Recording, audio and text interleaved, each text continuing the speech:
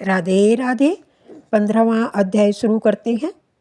इसमें कांचन मालिनी प्रयागराज स्नान का फल राक्षस को दान देती है और अपने पिछले जन्म का वृत्तांत उसको सुनाती है। श्री राधे राधे। श्री दत्तात्रेय जी बोले, एक समय कांचन मालिनी नाम की अत्यंत रूपवती अप्सरा प्रयागराज में माघ स्नान करके कैलाश पर्वत को जा रही थी।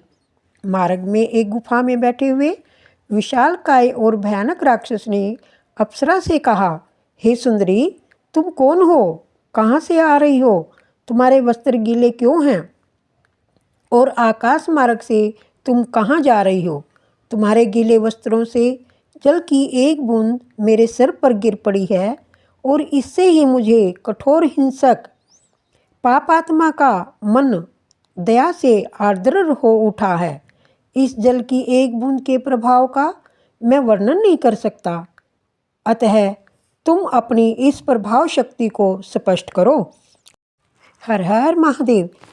उस राक्षस के प्रश्नों को सुनकर अप्सरा कांचन मालिनी ने कहा, हे राक्षस, मैं स्वर्ग की अप्सरा कांचन मालिनी हूँ। इस समय मैं प्रयागराज में स्नान करके कैलाश पर्वत पर जा रही हूँ। मैं पार्वती जी की सखी हूँ। त्रिवेणी जल के प्रभाव से तुम्हारा हिंसक और पापी मन बदला है। अब तुम त्रिवेणी जल के प्रभाव को भक्ति भाव सहित सुनो। राधे राधे। हे राक्षस, पूर्व जन्म में मैं कलिंगाधिपति की वैश्या थी। मैं अत्यंत सौंदर्य और लावण्य से संपन्न थी। मैंने समस्त सुखों का भोग करते हुए अपने रूप के जादू से समस्त नगरवासियों को सम्मोहित कर रखा था। अनेकों प्रतिष्ठित तथा संपन्न व्यक्ति अपना सर्वस्व खोकर मेरे द्वारा निर्धन हो चुके थे।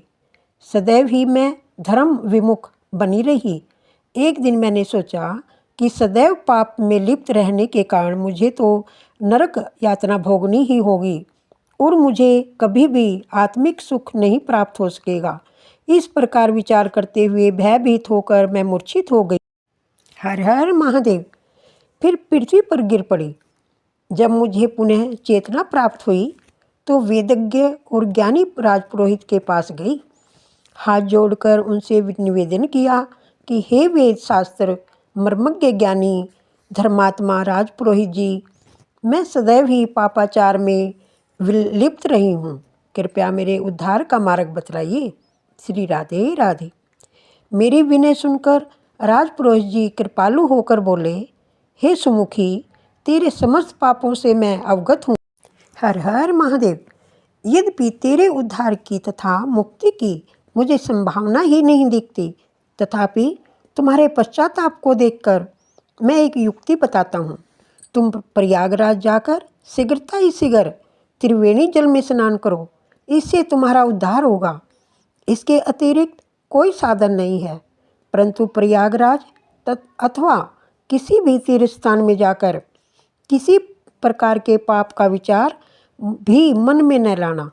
तीर्थों में जहाँ अक्षय फल मिलता है, वहीं थोड़ा सा पाप भी भीषण नरकदायक बन जाता है। श्री राधे राधे। 15वां अध्याय संपूर्ण हुआ। कल 16वें अध्याय में राजपुरोहित जी कांचन मालिनी को प्रयागराज संगम स्नान की महिमा का वर्णन करेंगे। श्री राधे राधे।